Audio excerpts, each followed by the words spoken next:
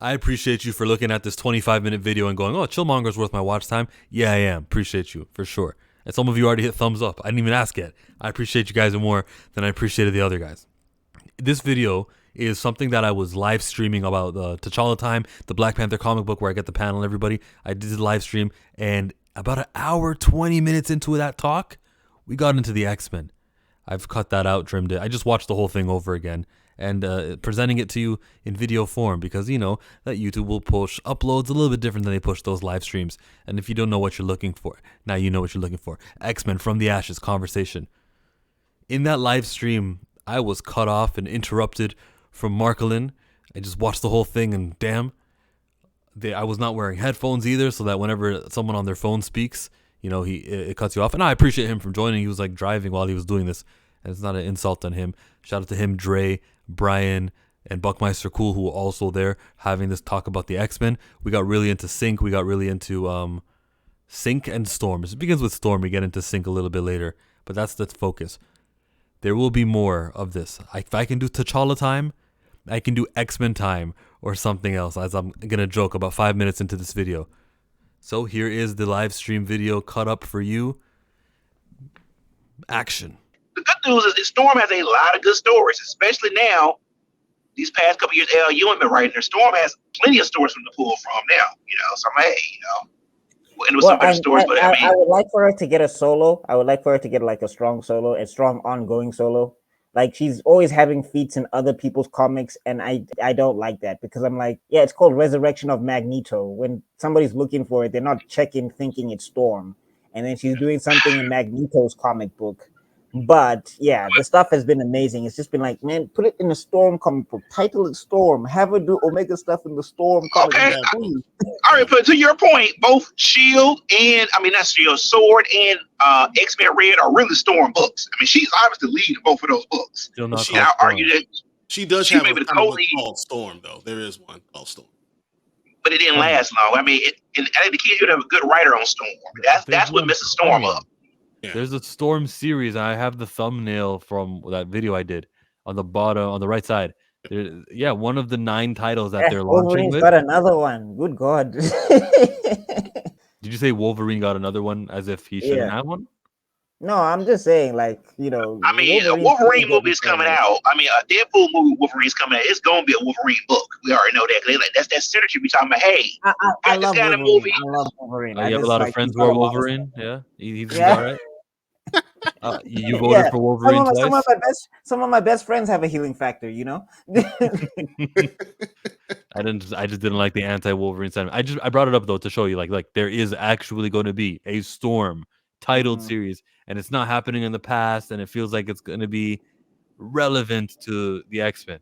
I just want to know who the writer is. That to me, that's going to make a huge difference, because when Storm has a good writer, she is off the chain. When she has a so-so writer, I mean, you know, that's you everybody. never know. I mean, that's every character though. You know, so that's true, more with the Storm, like, I feel like she's been disrespected so much, so often. That's the issue with it. You know, like all the time, everyone doesn't understand how powerful she really is, and how, you know, she's a goddess, and like where she's been doing this since she's a teenager, and like it's so much things that she's been through. You know? And it could be this writer, because she's done with Black Panther. She's joining the X-Men. Usually, the X-Men guys, the writers do more than just one book. If you look at Percy, X-Force, and Wolverine. Remember when Hickman was doing like the giant size books, the main X-Men books, the event books, they double up. So I know she's got a busy schedule and she has a real job. Maybe doing 2 comic books on the X-Men is within the possibility. Yeah, the realm. You talking Ewing or Ewing? Yeah. I mean, not Al Ewing. I mean, I could see that, but you know, it depends. I mean, how far ahead they are on scripts. You know, like, I mean, has she already turned in all her scripts for? She has exceptional X-Men, right? The Kitty Pryde, White Queen book. So maybe she's already turned her first 6 scripts, and maybe they, you know, because like you say, she has a real job. She's a, you know, but isn't like a solicit? Wasn't the solicitation the whole what was it? The whole political She's gonna be an ambassador. No, that's a rumor that she's gonna run for office for one of the senators. Okay, it's a rumor. Okay, Yeah. cool. All right, so we don't know. We just know she has the mohawk again, which We I don't was know. never But then the same rumors. There are also rumors that there's gonna be a Phoenix book. There's rumors that there was gonna be. So some rumors came true. Is what I'm trying to get at. Hello, Yeah. Andre Ware. No, because I mean, on that thumbnail you showed us, there is a Phoenix title. I did see a Phoenix title, so I guess that came true. Yeah, one of the Phoenix's books, and then the NYX series, which I don't know what they're doing, but it's like we have these names, these brands, we got to reuse them. No one look at what the what I'm first surprised NYX. I didn't see. Sorry, there's no New Mutants book, is there?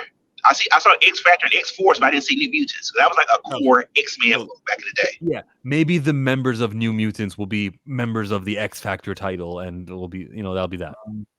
Yeah, maybe. That's the problem. Is that the problem with X-Men though? They have so many titles and there's so many runs, and they have the same characters doing different things. So when you have writers doing different things, like you have, as I said at the beginning, there's times where characters are both dead, alive, and in the past. Like at some point, like Old Man Logan came through and took Logan's place after Logan died of adamantium poisoning or something. Which was good. They did kill. Remember, it was the Death of Wolverine when he got covered in adamantium, and that's how he died. And then Jeff Lemire was writing Old Man Logan, an actual Old Man Logan ongoing. And that was during the X-Men Blue and Gold era when Kitty Pryde was running the school, right before the Krakoan era. You're kind of skipping the Matthew Rosenberg thing. I'm sorry. I'm not trying to nitpick. I was just just for the sake of saying that. But like we're anyway, done. Like my X-Men knowledge is always tangential. Like I know of them, but I don't know all the details. Cool. Anyway, I think there's gonna be X-Men time because I'm gonna be invested in the X-Men again, and I'll be loving to talk about it. Wait a minute. You weren't invested during the Krakoan era? When Hickman left, so did I. I mean, they had some good stories post Hickman. You can't blame him because Hickman is one of the best writers of all time. And then when you walk away from a franchise, you have to say you have to worry about what's going on. So I have to respect that and understand why people don't want to follow what's going on. Because I was worried after X Factor. I was worried about after Uncanny. Like when you have different writers, I feel like you have to check them out before you just go all in on them. Because if they don't respect it and they don't keep the same story going on, keyword story.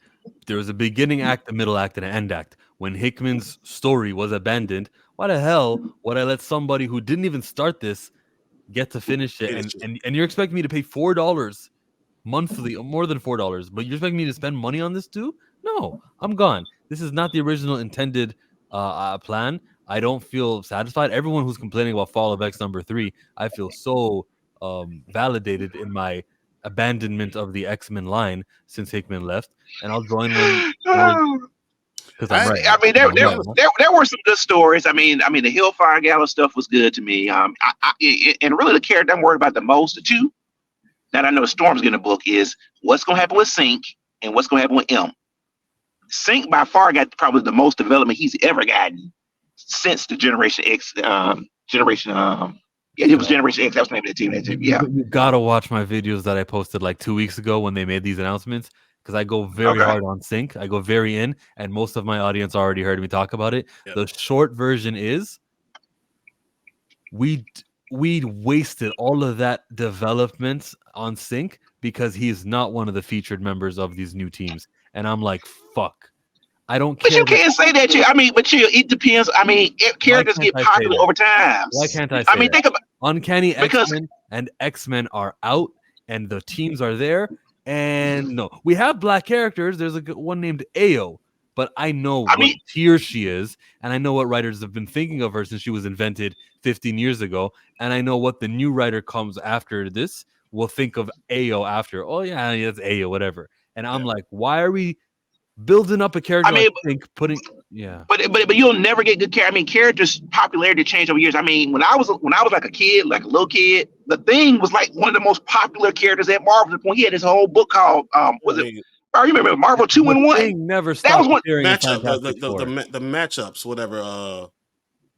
Team ups, the Marvel team ups. What happened? But what happened to the Thing And what happened to Sync isn't what ever happened to Thing. Thing was always appearing constantly in your Fantastic Four comics. Sync is absent from the cover, and that is disappointing. That a black character was getting love, and all of a sudden the elevation, he was climbing the ranks, wasn't he? Wasn't he a top 20 character in Jerry Duggan's? Is he going to be a top 20 character anymore? No, because I saw 20 characters. He wasn't one of them. I still say we want. I mean, characters can change. It depends on the writers. I mean, if you get a good writer, I mean, and I'm just use Grant Morrison's example. Grant Morrison was known. Do we have a problem where there's a lack? Sorry, Brian. Do we have an issue where there's a lack of representation in the X-Men at the top tier? Of course, they have 1,000 mutants and from all over. But if I'm talking the top 20 characters, it's a whole bunch of white people surrounding Storm. We got Sync to get treated importantly, and as this character is elevating and being more important, and all of a sudden he's gone, or he's not featured, spotlit in a deserving place. That is a level of dropping the ball on elevating a black character. That's my problem with it. Which was my concern, but at the same token, I mean, I feel like I saw this years ago with Bishop, because when Bishop first got introduced during the end of the Claremont Road, two wrongs don't make a right. Then, say what?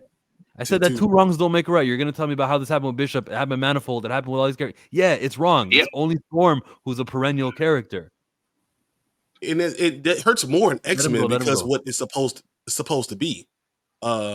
X-Men is supposed to be about everyone, people that have been treated bad, they are coming up and be able to be working in society and be elevation of who they are. And that really goes with the civil rights movement, really goes with the women's movement, and it really goes with all those things. So that's what X-Men is supposed to be. And then when you look at them and then you realize the top 20 characters, as you say, have no black people really in it besides Storm, and then you always downgrade Storm because Storm is Omega level mutant. No, Brian. There are going to be black characters in their top 20 of the Tom Brevoort era. They're just going to be different characters, black characters, than it was during the Jordan White era.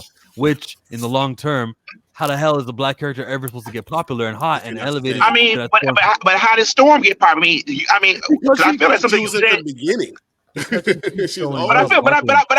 mean, Storm was an add-on to the X-Men. Remember, she wasn't the original X-Men. I'm saying you have to constantly create new black characters to see what they can sell. But eventually, in 1975 and since then, she's been used by Claremont, by every head writer. I mean, but Claremont wrote the book for 27 years, though. That's what I'm saying. That's why she was used. But it worked. Right. Oh, I'm just out coming in. How y'all guys doing? Hello. Well, what's up, Dre? I'm gonna have to check out in like the next 10 minutes because I gotta be somewhere. But yeah, just on the X-Men talk, I've only cared about Storm and Wolverine. Outside of that, I've been like, yeah.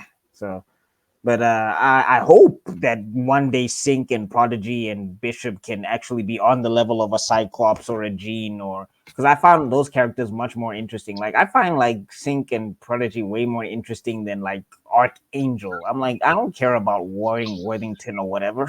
Give me Sync. Warren Worthington is a character that's been reinvented several times to make him more popular too. Where he started and where he's at now are vastly different spots. And my fear is we'd be like, well, this character's not popular, we're gonna stop making new black characters. And I'm like, no, don't do that. No, we don't need new black characters. We need a black character who's in the top 10. Them being new isn't the answer. What's the point of a new character when they're toiling down in the bottom 50? Key character, Ayo. Let me point at that. She was created for Generation Hope. One of the 5 lights. That's a new black character. I remember when Ayo was created. Yeah, and Ayo has floated around a new black character. Did we need a new black character, or did we need a black character to be on the tier of Magneto, Rogue, Wolverine? But I think we can. I feel like they're two separate issues. I mean, you have to have a writer to say, "Hey," I mean, which I know they're not going to do. You have a writer say, "Hey, I'm going to commit to using these black," or Marvel say, "I'm going to commit to using these 5 black characters in all our stories over a certain." They're not going to do that. I mean, because it depends on the writer and who the writer likes. But what we need is more people like us to become writers. They are doing diversity castings. It's just being diluted because it goes to this character, that character, that character, that character. And if they would have just kept the Sync push, in wrestling term for push, I mean, if they kept the progression of elevating the character of Sync, and that'll be your black fulfillment, then we would have had not just 3 years of Sync being heavily featured. we would have 3 more years, or however long Jed McKay goes. And then the audience goes, okay, you know, for 6 years, Sync has been treating importantly. Maybe I learn his name is Everett. Maybe I can get somewhere. But when the black spot, quote unquote, is now going to Ayo, I'm like, yo, I know you guys don't care about this character. I know you just needed black and woman, and that's why you put her on this team, and she'll be gone with the next. I mean, and what I'm curious about, I'm curious about the writer. I mean, because I feel like that writer come in and say, "Hey, what characters do you want to use?" I think they honestly asked them that, and I wish maybe we can. Fine. Hey, Marklin, even if that's the case, I'm sorry I keep interrupting and cutting you off, but no, I mean it's fine. I mean, I want to get to the bottom of this issue because I'm trying to find a solution to it. So I mean, I see your point, and I'm passionate about it, but how do we combat that? The solution is to just continue and understand how to empower rather than letting writers choose. Oh, who are your favorite characters? Oh, really? You like Ayo? Cool. That's when you got to go chill the fuck out. Ayo is one of the bottom tier characters, and we know she's that. Only. But why? What makes her bottom tier? Because she hadn't good stories. Because she's new. Like the thing is, as Chill is saying, the editor's got to come in and say these are the guys you have to use, and Sync has to be on that list, and he has to have this much panel time in this many stories, and he's got to be like he's got to do these big things. Yeah, because we were doing this thing a few years ago where we were fighting racism because we were elevating Sync and Everett Thomas, and we were making him part of like the top 6 characters. Even when the X-Men elections were up, he still maintained his spot. We're doing a Sync push because Black Lives Matter and Sync. I don't think it was because Black Lives Matter. I think it's because Hickman is somebody who read old school comic books and remembered Sync being a cool character, Generation X, and he got killed. And he was like, "I like with the time period. It did still work with the time. So like, if you bring the character back and it works with the time, then you could continue it. If you keep the push going." Hickman did a great thing, and he cared about Monet also, and he did a thing. He did. I'm sure Jed McKay was moved just like Hickman was moved by Everett. So was he with Ayo and Ayo. You know, the girl Temper. Aya? Well, Temper now. You're correct. That's what they call her now. I'm sure Jed McKay was just as moved as Temper. And if we found out the source of why they're pushing these black characters. The problem still remains that here comes a new writer who's gonna like another character, and you're gonna drop the old one and then bring another one on. And we always have to lose one to gain one. We're just shuffling, but and that's the problem right there. You have to lose one to gain one. That's the problem. I'm gonna notice Beast and Cyclops, and I'm gonna notice that Wolverine is a constant, and so is Gam and Rogue, and I'm gonna say, there's never a perennial black character with the exception of Storm. And when Pepe Larraz draws his 700, celebrating 700 issues of X-Men, the only black character he noticed, he remembered to keep was Storm, or he cared enough to keep was Storm. That's because Storm matters, and that's because everyone else is like an experiment that a writer maybe cares about for a little bit and is shuffled out. It's not like we haven't been getting black characters in our X-Men. We have been getting them all over the place. Bishop, M, everyone we named right now. Yeah. It's just always spread apart so that we could never get one guy into like a top tier position. Yeah, I mean that's gonna be on the editor. I was gonna say they did the same thing with Bishop in the 90s. Bishop came in, he was part of a storyline, which was a great storyline, and then afterwards, we'll pop him in here and there. You know what I mean? When it's convenient for us. When it's convenient. So I think that is the biggest problem that you're facing. Which Chill is right, and I can see all you guys aside, is that you have characters that are in here that are not mainstays. You know who the mainstays of the X-Men. I think when I was listening in my car, I was getting food, and you guys were talking about the original X-Men, and then they start adding additional people there. 1975 Giant Size X-Men #1. You bring in Storm, Nightcrawler, Colossus. Those guys were mainstays from 1975, and you're going into the 80s. And now you're starting to have these other, okay, so we're not doing this in here. So we'll put Marvel Girl, or you know what I'm saying, or this person, we'll put them over in X Factor, because we got to tell this story over in X Factor. The X-Men is still the X-Men at the end of the day. So Jean Grey can still go back to the X-Men and nothing changes. What other black character besides Storm and to a certain extent Bishop is that happening to? And that's the question you have to ask. Bishop, the longevity with Bishop is my word. I mean, Bishop had his own run, so I mean, he did. In the popularity, and it's almost like what Chill says about the popularity of John Stewart's Green Lantern, because it hit the cartoon. No, because it hit the cartoon is why that character's popular. Yeah. And that character, we all knew Bishop. I found out about Bishop because of the cartoon, because my parents wasn't buying me any comic books. It was like, comic books, nope, not buying you that. You know what I mean? So I found out about from the X-Men 92 cartoon. That's you know what I mean? And now I've got a familiarity with the character. What other character is like, okay, we're gonna jump from the pages of Marvel to the cartoon and making that person the mainstay. I mean, and you made the great point about John Stewart, because that cartoon is what saved, and Dwayne McDuffie intentionally did that to save that character from getting killed in the comic books and made him a mainstay. So, but what other, I would say Sunspot is the only other black character I can think of that's a mainstay in mutant titles, because Sunspot was in the New Mutants for 20-some years, and then was the X-Force. Yep. He ends the comic. He ends that original run. You know, so 100 issues. You're right. New Mutants ran 100 issues. Sunspot was in probably 98 of them.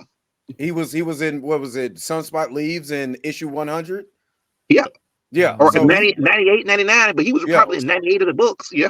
Can you name 10 Marvel mutants who are popular and more featured and bigger than Sunspot? Yes. Could you name 20? Maybe. Close. It'll be close. He might be in the top 20, maybe. Yeah, I can name 15, I think. In terms of the X-Men stuff, yes, please start, take one black character. Don't take 20. Take one, make them on the level of Storm, and then take another one. Do it one at a time. Don't do it 20 at a time, because every time you do this, they drop them every time. Yeah. I mean, it's the same with the other ethnicities. Like even Warpath. Warpath was doing something in X-Force, and then boom, gone. Now, where did he go? I like that guy. So yeah, one at a time. Let's go one by one, not 20 by 20. But you want to make sure that you don't lose what you have every time you add one. Every time you add one, you don't have to lose everybody. Like, if I'm going to make someone important, that they don't go off to the wayside because I add another one. Because you're not just replacing a spot. You're becoming an important character. Yeah. All right, gents, it's been so much fun chopping it up with you. I gotta peace out. I want to close out the X-Men talk because I just decided it's going to be trimmed and put in another video.